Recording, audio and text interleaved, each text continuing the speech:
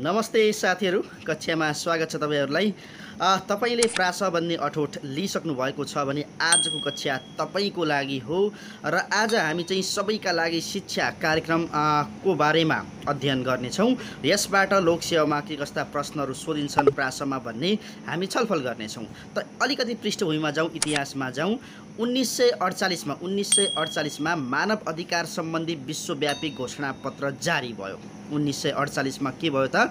मानव अधिकार सम्बन्धी घोषणापत्र जारी भयो। त्यसपछि आएर 1960 मा कराची सम्मेलन भयो। शिक्षा सम्बन्धी कराची सम्मेलन तपाईको चाहिँ विश्वको पहिलो सम्मेलन शिक्षा सम्बन्धीको कराची सम्मेलन 1960 मा सम्पन्न भयो। अनि त्यसपछि आएर 1978 मा आएर सबैका लागि स्वास्थ्य विश्वव्यापी सम्मेलन आल्मा आटामा सम्पन्न भयो। अनि यसैबाट प्रभावित भएर 1990 सबैका लागि शिक्षा विश्व शिक्षा मञ्चको बैठक सम्पन्न भयो। थाइल्यान्डको जोम्टिनमा सम्पन्न भयो। त्यसपछि गएर यसको चाहिँ समीक्षा गर्नको लागि सन् 2000 मा विश्व शिक्षा मञ्चको बैठक फेरि बस्यो सेनेगलको डकारमा। र के कति उपलब्धि हासिल भए अथवा चाहिँ के कस्तो चाहिँ रणनीति अपनाउनु पर्ने भन्ने कुरा चाहिँ त्यहाँ डकार फ्रेमवर्क चाहिँ तपाईको चाहिँ पब्लिस भयो हैन, त्यहाँ एउटा सम्झौता भयो। त्यसपछि आएर तपाईको 2015 मा त्यो 15 सम्म चाहिँ सबैका लागि शिक्षाका लक्ष्यहरूको उपलब्धि हासिल गर्ने थियो। अब त्यसपछि त्यो सकिसकेपछि 2015 मा चाहिँ विश्व शिक्षा मञ्चको बैठक फेरि बस्यो तपाईको कोरियाको इन्चोनमा बसेर तपाईको चाहिँ युएनले चाहिँ तय गरेका 2030 सम्म प्राप्त गर्ने गरी तय गरेका 17 वटा एजेन्डाहरू र त्यसमा चौथो एजेन्डामा रहेको गुणस्तरीय शिक्षाको सम्बन्धमा कसरी हासिल गर्ने, त्यसका लागि चाहिँ रणनीति के कस्ता बनाउने भन्ने विषयमा फेरि तपाईको 2015 मा कोरियाको इन्चोनमा विश्व शिक्षा मञ्चको बैठक बसेको पाइन्छ। यो थियो सामान्य इतिहासका कुराहरू। अहिलेसम्म के कस्ता चाहिँ विश्व सम्मेलनहरू भए र तिनको उद्देश्य के थियो भन्ने। अब चाहिँ सबैका लागि शिक्षा कार्यक्रम मा तपाईको चाहिँ संघीय प्रास अन्तर्गत के कस्ता प्रश्नहरू सोध्न सक्छ, अहिलेसम्म सोधिएका प्रश्नहरू अब चाहिँ हामी प्रस्तुत गर्छौँ। Okay, let's go. पहिलो प्रश्न साथीहरू तपाईको अगाडि, सबैका लागि शिक्षा कार्यक्रमको घोषणा कहिले गरिएको थियो? निकै महत्त्वपूर्ण प्रश्न छ साथीहरू। सबैका लागि शिक्षा कार्यक्रमको घोषणा कहिले गरिएको थियो भन्ने प्रश्न। त यसको उत्तरतर्फ जाउँ। तपाईले अनुमान गरिसक्नुभयो होला, विश्व शिक्षा मञ्चको सम्मेलनबाट 1990 भर्खरै इतिहासबाट पनि आयो यो कुरा। त विश्व शिक्षा मञ्चको सम्मेलनबाट 1990 जुन चाहिँ थाइल्यान्डको जोम्टेनमा सम्पन्न भएको थियो। प्रश्न नम्बर 2 तर्फ लागौँ साथीहरू। प्रश्न नम्बर 2 मा नेपाल सरकारले सबैका लागि शिक्षा राष्ट्रिय कार्ययोजना 2001 देखि 2015 कहिले स्वीकृत गरेको थियो? नेपाल सरकारले यो चाहिँ योजना, यो कार्यक्रम कहिले स्वीकृत गरेको थियो भन्ने कुरा हो। त यसको उत्तरतर्फ जाउँ। 2060 4 महिना 8 गते, श्रावण 8 गतेबाट यो स्वीकृत गरेर लागू भएको थियो। 60 4 8 याद गर्नुहोला साथीहरू, नबिर्सिकन याद गर्नुहोला। अब अगाडि बढौँ। प्रश्न नम्बर 3 तर्फ जाउँ साथीहरू। प्रश्न नम्बर 3 मा निकै महत्त्वपूर्ण प्रश्न तपाईको माझ आएको छ। सन् 1990 मा थाइल्यान्डको जोम्टिनमा सम्पन्न सबैका लागि शिक्षा विषयक विश्व सम्मेलनको आयोजक निकायहरू कुन कुन थिए? अब कसले त्यो आयोजना गरेको हो भन्ने कुरा हो साथीहरू, त्यसकारण यो पनि जान्नुपर्ने हुन्छ। यो चाहिँ युनेस्को, युनिसेफ, युएनडीपी र विश्व बैंक। याद गर्नुहोला साथीहरू, युनेस्को, युएनडीपी, युनिसेफ र विश्व बैंक, 4 वटा निकाय छन् यहाँ। युनेस्को, युनिसेफ, युएनडीपी र विश्व बैंकको आयोजनामा 1990 मा थाइल्यान्डको जोम्टिनमा विश्व तपाईको चाहिँ शिक्षा मञ्चको बैठक बसेको थियो भन्ने कुरा हो साथीहरू। अब प्रश्न नम्बर 4 तर्फ लागौँ साथीहरू। प्रश्न नम्बर 4 मा एकदमै महत्त्वपूर्ण प्रश्न तपाईको माझ आएको छ साथीहरू। सबैका लागि शिक्षा कार्यक्रम 2004 देखि 2009 को समाप्ति पश्चात सबैका लागि शिक्षाका कार्यक्रम कसरी सञ्चालन गरिएका थिए है। अब 2004 देखि 9सम्मलाई अलग्गै लगियो, विशेष रूपमा यो कार्यक्रम सञ्चालन गरियो। त्यसपछि चाहिँ यसको छुट्टै कार्यान्वयन नगरिकन कसरी चाहिँ कार्यान्वयन गरियो त भन्ने प्रश्न हो साथीहरू नेपालमा। त यसको चाहिँ विद्यालय क्षेत्र सुधार कार्यक्रममा एकीकृत गरिकन यो कार्यक्रमलाई सँगसँगै लगिएको थियो भन्ने कुरा बुझ्नुपर्ने निकै महत्त्वपूर्ण प्रश्न, अहिले धेरैचोटि सोधिएको प्रश्न हो साथीहरू। त्यसपछि प्रश्न नम्बर 5 तर्फ लागौँ साथीहरू। प्रश्न नम्बर 5 मा मानव अधिकारको विश्वव्यापी घोषणा, मानव अधिकारको विश्वव्यापी घोषणा सन् 1948 को कति नम्बर धारामा शिक्षा सम्बन्धी व्यवस्था गरिएको थियो? शिक्षा सम्बन्धी व्यवस्था कतिौं धारामा गरिएको थियो भन्ने महत्त्वपूर्ण प्रश्न। धारा 26 मा, धारा 26 मा शिक्षा सम्बन्धी व्यवस्था गरिएको थियो मानव अधिकारको विश्वव्यापी घोषणा पत्रमा है साथीहरू। अगाडि बढौँ साथीहरू, प्रश्न नम्बर 6 तर्फ लागौँ। प्रश्न नम्बर 6 तपाईको अगाडि आइसकेको छ साथीहरू। सन् 2000 मा सबैका लागि शिक्षा अभियानको समीक्षा गर्ने उद्देश्यले विश्व शिक्षा मञ्चको बैठक कुन ठाउँमा सम्पन्न गरिएको थियो भन्ने निकै महत्त्वपूर्ण प्रश्न तपाईको माझ आएको छ साथीहरू। यो प्रश्नको उत्तरतर्फ लागौँ। यो प्रश्नको उत्तर रहेको छ सेनेगलको डकार, सेनेगलको डकार साथीहरू, सेनेगलको डकार। अर्को प्रश्न, डकार घोषणा पत्रमा, डकार घोषणा पत्रमा सबैका लागि शिक्षा अन्तर्गत कतिवटा लक्ष्य निर्धारण गरिएको थियो? कतिवटा लक्ष्य निर्धारण गरिएको थियो? डकार घोषणा पत्रमा सबैका लागि शिक्षा अन्तर्गत कतिवटा लक्ष्य निर्धारण गरिएको थियो त? 6 वटा लक्ष्य निर्धारण गरिएको थियो भन्ने कुरा बुझ्नु पर्यो साथीहरू। डकार घोषणा पत्रमा प्रश्न नम्बर 8 मा छौँ। डकार घोषणा पत्रमा निर्धारण गरिएका 6 वटा लक्ष्यमा नेपालले थप गरेको एउटा लक्ष्य कुन थियो? नेपालले एउटा थप गरेर 7 वटा लक्ष्य बनाएको थियो। त्यो एउटा लक्ष्य कुन थियो भन्ने महत्त्वपूर्ण प्रश्न हो साथीहरू। प्रौढ साक्षरता र अनौपचारिक शिक्षा विकल्पहरू हुन् साथीहरू। महिला शिक्षा र छात्रवृत्ति, अनि तेस्रो विकल्पमा मातृभाषामा शिक्षा पाउने अधिकार भन्ने कुरा छ। अर्को चाहिँ अनिवार्य र निशुल्क प्राथमिक शिक्षा भन्ने छ। अब यो 4 वटा विकल्पहरू छन्। यसमा हामीले छुट्याउनु पर्ने के हो त? नेपालले तय गरेको 7औं लक्ष्य कुन हो त भन्दाखेरि चाहिँ मातृभाषामा शिक्षा पाउने अधिकार, मातृभाषामा शिक्षा पाउने अधिकार भन्ने नेपालले थपेको उद्देश्य लक्ष्य हो भन्ने बुझ्नु पर्यो साथीहरू। प्रश्न नम्बर 9 तर्फ लागौँ साथीहरू। प्रश्न नम्बर 9 तपाईको माझ आएको छ साथीहरू। प्रश्न नम्बर 9 मा सन् 2015 सम्म प्राथमिक शिक्षाका लागि निर्देशित कुल शिक्षाको बजेटको %% पुग्नेछ। अब प्राथमिक शिक्षामा जुन शिक्षा क्षेत्रमा छुट्याइएको कुल बजेट हुन्छ, त्यो बजेटको तपाईको चाहिँ 2015 सम्म कति प्रतिशत पुग्नेछ प्राथमिक शिक्षामा भन्ने कुरा हो। त प्राथमिक शिक्षामा 2015 सम्म कति बजेट छुट्याइनेछ अथवा पुग्नेछ भन्ने प्रश्न हो। यसको उत्तरतर्फ जाउँ। 65%, 65% चाहिँ प्राथमिक शिक्षाका लागि छुट्याइनेछ। कहिलेसम्म त भन्दा 2015 सम्म भन्ने कुरा हो। अब यो कुल बजेटको होइन कि कुल शिक्षामा विनियोजित बजेटको हो भन्ने कुरा पनि बुझ्नु होला साथीहरू। अगाडि बढौँ। प्रश्न नम्बर 10 तर्फ लागौँ साथीहरू। प्रश्न नम्बर 10 तपाईको माझ आएको छ। सबैका लागि शिक्षा कार्यक्रमका लक्ष्यहरूका लागि कतिवटा शैक्षिक सूचकहरूको उपयोग गरिएको थियो? कतिवटा शैक्षिक सूचकहरूको उपयोग गरिएको थियो भन्ने निकै महत्त्वपूर्ण प्रश्न छ साथीहरू। अब यसको उत्तरतर्फ लागौँ। तपाईँले अनुमान गरिसक्नुभयो होला।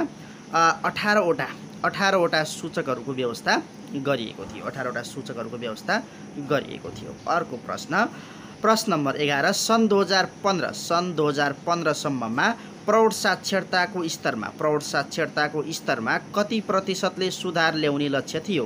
प्रौढ साक्षरताको प्रतिशतमा कति प्रतिशतले सुधार ल्याउने लक्ष्य थियो भन्ने छ। निकै महत्त्वपूर्ण प्रश्न साथीहरू। यसको उत्तरतर्फ जाउँ। 50% सम्म सुधार ल्याउने लक्ष्य थियो है। अब अर्को प्रश्न नम्बर 12 तर्फ जाउँ। सबैका लागि शिक्षा कार्यक्रमको कार्यान्वयनमा शिक्षा मन्त्रालय केका लागि जिम्मेवार हुने भनिएको थियो? शिक्षा मन्त्रालय केका लागि जिम्मेवार अथवा शिक्षा मन्त्रालयको काम के त यसमा भन्ने कुरा हो। त अब दायित्व र भूमिका नीति विश्लेषण तथा निर्देशनका लागि जिम्मेवार नीति बनाउने नीतिको विश्लेषण गर्ने र निर्देशन दिने काम कसको हुनेछ त शिक्षा मन्त्रालयको हुनेछ सबैका लागि शिक्षा कार्यक्रममा भन्ने कुरा बुझ्नु होला साथीहरू। निकै महत्त्वपूर्ण प्रश्न हो। त्यसपछि अर्को प्रश्नतर्फ जाउँ। सबैका लागि शिक्षा 2004 देखि 2009 कार्यक्रमका उद्देश्यहरूमा तलका मध्ये कुन पर्दैन अब यो चाहिँ 3वटा उद्देश्य तय भएका थिए। त्यो मध्ये अब यहाँ चौथो होला, त्यो चाहिँ नपर्ने होला हैन। त शिक्षामा पहुँच तथा समन्वयिकता सुनिश्चित गर्ने यो चाहिँ पक्कै हो साथीहरू हैन, तपाईले पनि पढ्नुभयो होला। शिक्षामा पहुँच तथा समन्वयिकता सुनिश्चित गर्ने यो चाहिँ हो। त्यसपछि प्राथमिक शिक्षाको गुणस्तर तथा सान्दर्भिकता वृद्धि गर्ने यो पनि हो हैन।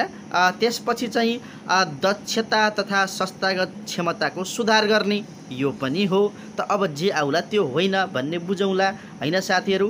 त प्राथमिक शिक्षालाई अधिकारको रूपमा स्थापित गर्ने भन्ने कुरा चाहिँ होइन हैन। माथिका 3टा चाहिँ हुन् 2004 देखि 2009 कार्यक्रमका उद्देश्यहरू हुन्। अगाडि बढौँ साथीहरू, प्रश्न नम्बर 14 तर्फ लागौँ। मैले तपाईलाई भनिरहेको छैन आज कि सब्सक्राइब गर्नुहोला, लाइक शेयर र कमेन्ट गर्नुहोला, त्यो भनिराख्नु पर्दैन जहाँसम्म अब तपाईले बुझिसक्नु भएको छ कि त्यो गर्नै पर्ने कुरा हो, त्यो चाहिँ गरिदिनु पर्छ भन्ने हजुरलाई पनि तपाईको चाहिँ महसुस भयो होला। त्यसकारणले म त्यो भनिरहँदैन, म चाहिँ अगाडि बढ्छु। प्रश्न नम्बर 14 मा सबैका लागि शिक्षा कार्यक्रमको विश्वव्यापी अनुगमन प्रतिवेदन वार्षिक रूपमा कसले प्रकाशन गर्ने गर्दथ्यो? अब सबैका लागि शिक्षा कार्यक्रमको विश्वव्यापी अनुगमन प्रतिवेदन वार्षिक रूपमा कसले प्रकाशन गर्ने गर्दथ्यो त भन्ने कुरा पनि त जान्नु पर्यो। त यो कसले चाहिँ प्रकाशन गर्थ्यो त भन्दाखेरि यसको उत्तरतर्फ लागौँ। युनेस्कोले प्रकाशन गर्थ्यो हैन, युनेस्कोले प्रकाशन गर्ने गर्थ्यो। अब प्रश्न नम्बर 15 तर्फ लागौँ साथीहरू। प्रश्न नम्बर 15 मा सबैका लागि शिक्षा राष्ट्रिय कार्ययोजनाले प्राथमिकता क्रमको बुँदा नम्बर 1 मा निर्धारण गरेको लक्ष्य कुन थियो? सबैका लागि शिक्षा राष्ट्रिय कार्ययोजनाले प्राथमिकता क्रमको बुँदा नम्बर 1 मा निर्धारण गरेको लक्ष्य कुन थियो भन्ने निकै महत्त्वपूर्ण प्रश्न साथीहरू।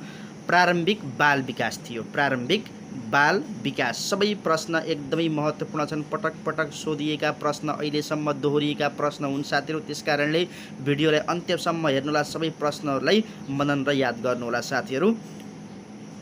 प्रश्न नम्बर 16 तर्फ लागौँ।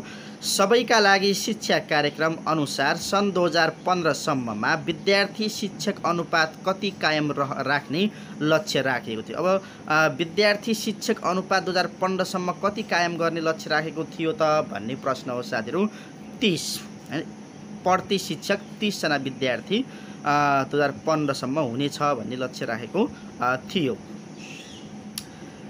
प्रश्न नम्बर 17 तर्फ लागौँ साथीहरू। प्रश्न नम्बर 17 मा सबैका लागि शिक्षा अभियान 2015 को समाप्ति पश्चात सन् 2030 सम्मका लागि शिक्षाको कार्यक्रम केबाट निर्देशित हुनेछ? अब 2015 को समाप्ति पश्चात अब सबैको लागि शिक्षा अभियान सकियो, 2015 सम्म थियो, त्यो सकियो। त्यसपछि अब सबैका लागि शिक्षा त तपाईको जुन उद्देश्य त्यो पुरा त भएनन् हैन। सम्पूर्ण बालबालिकाहरूले अथवा युवा प्रौढहरूले चाहिँ शिक्षा ग्रहण गर्न पाएनन्। त अझै त्यो कार्यक्रमको खाँचो त थियो, त त्यसलाई कसरी चाहिँ अगाडि बढाउने त? 2030 सम्मका लागि शिक्षा कार्यक्रम केबाट निर्देशित हुनेछ त भन्दाखेरि यसको उत्तरतर्फ जाउँ। दिगो विकास लक्ष्य 2030। दिगो विकास लक्ष्य 2030 बाट सबैका लागि शिक्षा अभियान अहिले यसबाट सञ्चालित छ र सबैका लागि शिक्षाको कार्यक्रम दिगो विकास लक्ष्य 2030 बाट सञ्चालित भइरहेको छ भन्ने कुरा हजुरहरूले बुझ्नु पर्यो। प्रश्न नम्बर 18 साथीहरू। मानवाधिकारको विश्वव्यापी घोषणापत्रमा छोराछोरीलाई दिइने शिक्षाको छनौट गर्ने पहिलो अधिकार कसको हुनुपर्छ भनिएको छ भन्ने कुरा आयो। एकदमै महत्त्वपूर्ण प्रश्न। आमा बाबुको पहिलो अधिकार चाहिँ कसको त? आमा बाबुको। कस्तो शिक्षा दिने, कहाँ शिक्षा दिने भन्ने कुरा चाहिँ पहिलो अधिकार चाहिँ आमा बाबुको हुनेछ भनिएको छ मानवाधिकारको विश्वव्यापी घोषणापत्रमा भन्ने कुरा बुझ्नु होला। प्रश्न नम्बर 19 तर्फ लागे साथीहरूमा। प्रश्न नम्बर 19 मा सबैका लागि शिक्षा अभियान 1990 कुन सम्मेलनबाट प्रभावित रहेको देखिन्छ? कुन सम्मेलनबाट यो अभियान सुरु भएको हो? कसको चाहिँ प्रेरणा, कसको चाहिँ तपाईँको चाहिँ के देखेर भन्ने कुरा त यो मैले पहिला पनि भने तपाईँहरूलाई। यो चाहिँ सबैका लागि स्वास्थ्य विश्वव्यापी सम्मेलन 1978 मा जुन चाहिँ भयो, कहाँ त आल्मा आटामा जुन सम्पन्न भयो तपाईँको सम्मेलन, त्यसबाट प्रभावित भएर सबैका लागि स्वास्थ्य हुनसक्छ त सबैका लागि शिक्षा किन हुनु पर्दैन त, हैन? सबैका लागि स्वास्थ्य चाहिन्छ भने सबैका लागि शिक्षा पनि त चाहिन्छ भन्ने जुन चाहिँ एउटा मोटो लिएर सुरुवात भएको। प्रश्न नम्बर 20 तर्फ लागौँ साथीहरू। सबैका लागि शिक्षा 2004 देखि 2009 कार्यक्रम सञ्चालनका लागि कुल लागत कति पुग्ने अनुमान गरिएको छ? लागत चाहिँ कति पुग्ने अनुमान गरिएको छ साथीहरू? त यसतर्फ पनि जाउँ। 814.5 मिलियन डलर खर्च हुने अनुमान गरेको थियो 2004 देखि 2009 सम्म मात्रै। अब फेरि 2003 देखि 2015 सम्म यसमा के छ भने सबैका लागि शिक्षा नेपाल राष्ट्रिय कार्ययोजनाका अनुसार 2003 देखि 2015 सम्म कति चाहिँ खर्चको अनुमान गरिएको थियो त भन्दाखेरि तपाईको चाहिँ 3786 मिलियन अमेरिकी डलर आवश्यक पर्ने अनुमान गरिएको थियो। यो चाहिँ 2004 देखि 2009 को अनुमानित खर्च हो 814.5 मिलियन डलर। अनि 2003 देखि 2015 सम्मको अनुमान पनि गरिएको थियो। त्यो चाहिँ कति थियो त भन्दाखेरि 3786 मिलियन अमेरिकी डलर खर्च हुने अनुमान गरिएको थियो। यो बुझ्न नझुक्किनु होला साथीहरू। कति बेला 2004 देखि 9 को भन्यो भने 814.5 अनि 2003 देखि 2015 भन्यो भने चाहिँ तपाईको 3786 मिलियन अमेरिकी डलर भन्नु होला साथीहरू, नबिर्सनु होला। म अगाडि बढे साथीहरू। प्रश्न नम्बर 21 तर्फ। सबैका लागि शिक्षाका लक्ष्यहरू हासिल गर्न कतिवटा रणनीतिहरू तय गरिएका थिए? कतिवटा रणनीतिहरू तय गरिएका थिए सबैका लागि शिक्षाका लक्ष्यहरू हासिल गर्न भन्ने प्रश्न छ त 12 वटा रणनीतिहरू तय गरिएका थिए, हैन? त्यो 6 वटा लक्ष्य, त्यसमा नेपाल एउटा थप्यो 7 बनायो। त्यो 6 वटा लक्ष्यलाई हासिल गर्नको लागि कतिवटा रणनीति बनायो त? 12 वटा रणनीति बनायो। अर्को प्रश्न साथीहरू, प्रश्न नम्बर 22 तर्फ लाग्यौं। प्रश्न नम्बर 22 मा नेपालमा सबैका लागि शिक्षा कार्यक्रम कार्यान्वयनका लागि प्रत्येक जिल्लामा कस्तो समूह निर्माण गरिनेछ? कस्तो समूह? नेपालमा सबैका लागि शिक्षा कार्यक्रम कार्यान्वयनका लागि प्रत्येक जिल्लामा कस्तो समूह निर्माण गरिनेछ? पहिला प्रश्नलाई राम्रोसँग बुझ्नुपर्ने हुन्छ साथीहरू। त्यसकारणले मैले प्रश्न दोहोऱ्याइरहेको छु, तपाईले बुझ्न सजिलो होला, प्रश्नको एउटा छाप बस्न सजिलो होला भनेर। कस्तो समूहको निर्माण गरिन्छ त भन्दा सरोकारवालाको समूह निर्माण गरिने छ भनिएको थियो। क्लस्टर ग्रुप भनिएको थियो, हैन, जिल्लामा। प्रश्न नम्बर 23 साथीहरू। प्रश्न नम्बर 23। नेपालमा सबैका लागि शिक्षा कार्यक्रम कार्यान्वयनका लागि शिक्षा विभागको दायित्व के रहनेछ? शिक्षा विभागको दायित्व के रहनेछ भन्ने अघि चाहिँ शिक्षा मन्त्रालयको आएको थियो, नीति विश्लेषण र निर्देशन भन्ने कुरा आएको थियो। अब शिक्षा विभागले के गर्ने हो त? के गरेको थियो त भनौँ न अब, हैन? प्राविधिक सहयोग र अनुगमन गरेको थियो। प्राविधिक सहयोग र अनुगमन गरेको थियो कसले? शिक्षा विभागले। शिक्षा मन्त्रालयले नीति विश्लेषण र निर्देशन अनि शिक्षा विभागले प्राविधिक सहयोग तथा अनुगमन, हैन? प्रश्न नम्बर 24 तर्फ लागौँ साथीहरू। प्रश्न नम्बर 24 मा नेपालमा सबैका लागि शिक्षा कार्यक्रम कार्यकारी बोर्ड कसको अध्यक्षतामा बन्नेछ? अब यो नेपालमा सबैका लागि शिक्षा कार्यक्रम कार्यान्वयन गर्नका लागि एउटा बोर्डको गठन गर्ने भन्ने कुरा आयो, हैन? अब त्यो बोर्ड चाहिँ कसको अध्यक्षतामा गठन गर्ने हो त भन्ने कुरा पनि त आयो नि, हैन? त कसको अध्यक्षतामा त्यो बोर्ड गठन हुन्थ्यो त भन्दाखेरि शिक्षा मन्त्रालयको सचिवको अध्यक्षतामा त्यो बोर्ड गठन हुने भयो, हैन? अब यसले चाहिँ नीति निर्माण गर्ने काम गर्थ्यो। यो बोर्डले चाहिँ नीति निर्माण गर्ने काम गर्थ्यो, हैन? निर्देशन गर्ने काम गर्थ्यो। अब नेपालमा सबैका लागि शिक्षा कार्यक्रम व्यवस्थापन समिति पनि बनाइयो। एउटा चाहिँ तपाईको चाहिँ बोर्ड गठन गरियो। जसको चाहिँ अध्यक्ष शिक्षा मन्त्रालयको सचिव हुने भयो र अर्को चाहिँ एउटा व्यवस्थापन समिति पनि बनायो जसले चाहिँ अब त्यो उसले बोर्डले बनाएका नीति नियमहरूलाई कार्यान्वयन गर्ने भयो, व्यवस्थापन गर्ने भयो, व्यवस्थित गर्ने भयो हैन।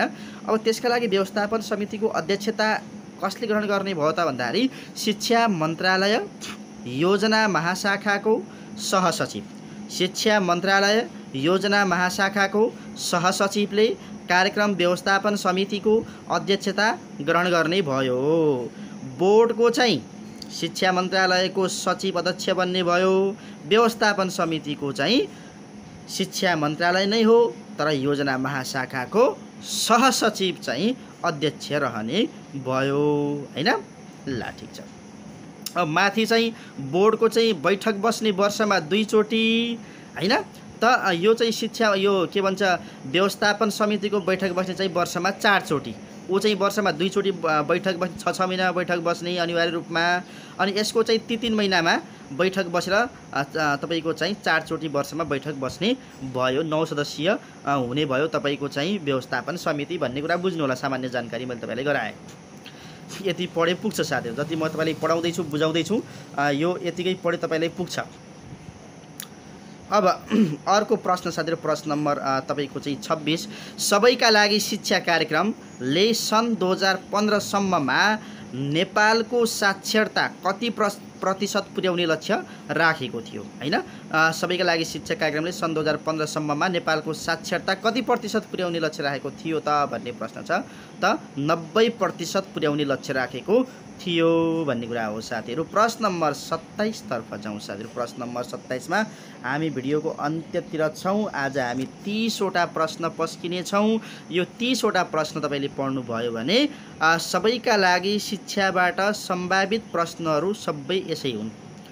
तपाईलाई पूर्ण तयारी हुनेछ।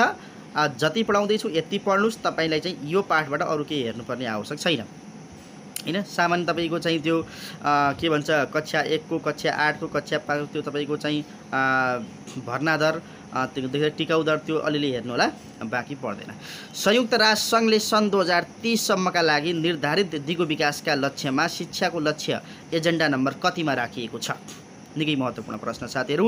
संयुक्त राष्ट्र संघले सन् 2030 सम्मका लागि निर्धारित दिगो विकासका लक्ष्यमा शिक्षाको लक्ष्य एजेन्डा नम्बर कतिमा राखिएको थियो? जम्मा चाहिँ 17 वटा एजेन्डा राखेका थिए। त्यो 17 वटा एजेन्डामा शिक्षाको एजेन्डा चाहिँ कति नम्बरमा थियो भन्ने हो? 4 नम्बरमा थियो। के थियो त? गुणस्तरीय शिक्षा थियो है। गुणस्तरीय शिक्षा थियो एजेन्डा नम्बर 4 मा। 28 प्रश्न नम्बर 28 मा एजुकेसन 2030 फ्रेमवर्क फर एक्सन, हेर्नुस् है साथीहरु। एजुकेसन 2030 अब 2030 फ्रेमवर्क फर एक्सन कुन घोषणा पत्रलाई भनिएको छ? कुन घोषणा पत्रलाई भनिएको छ भन्ने निकै महत्त्वपूर्ण प्रश्न साथीहरु। इन्चोन घोषणा पत्र 2015 लाई भनिएको हो भन्ने कुरा याद राख्नु होला। अब हामी अन्तिमतिर छौं। प्रश्न नम्बर 29 मा पुगिसकेका छौं। त जाउँ साथीहरु प्रश्न नम्बर 29 तर्फ नै जाउँ। प्रश्न नम्बर 29 मा विश्व शिक्षा मञ्चको बैठक इन्चोन 2015 ले संयुक्त राष्ट्र संघद्वारा तय गरेको गुणस्तरीय शिक्षाको लक्ष्य पूरा गर्न कतिवटा सहायक लक्ष्यहरू निर्धारण गरेको छ? जुन बुँदा नम्बर 4 गुणस्तरीय शिक्षा थियो त्यो पूरा गर्नको लागि तपाईको चाहिँ रणनीति भनौं अथवा चाहिँ लक्ष्यका उद्देश्यहरू भनौं कति तय गरेको थियो भन्ने कुरा हो। अब त्यो 7 वटा तय गरेको थियो भन्ने बुझ्ला। प्रश्न नम्बर 30 अन्तिम प्रश्न हो साथीहरु। सबैका लागि शिक्षा हाम्रो सामूहिक प्रतिबद्धता। सबैका लागि शिक्षा हाम्रो सामूहिक प्रतिबद्धता कुन सम्मेलनको कार्य ढाँचा हो? कुन सम्मेलनको कार्य ढाँचा हो? कुन सम्मेलनको नारा हो? यो प्रतिबद्धता, सामूहिक प्रतिबद्धता हो। यो चाहिँ जान्नुपर्ने छ साथीहरु। यसको सही उत्तर तपाईले अनुमान गरिसक्नु भएको होला। यो चाहिँ डकार सम्मेलनको चाहिँ प्रतिबद्धता हो साथीहरु। तपाई चाहिँ संघीय प्रशासनको तयारी गर्दै गर्नुस्। तपाईका चाहिँ सम्पूर्ण कक्षाहरू पस्कने जिम्मेवारी म वहन गर्नेछु। तपाई ढुक्क साथ तयारी गर्दै गर्नुस्। तपाईको सफलतामा हाम्रो प्रतिबद्धता जारी रहनेछ। हस्त नमस्ते।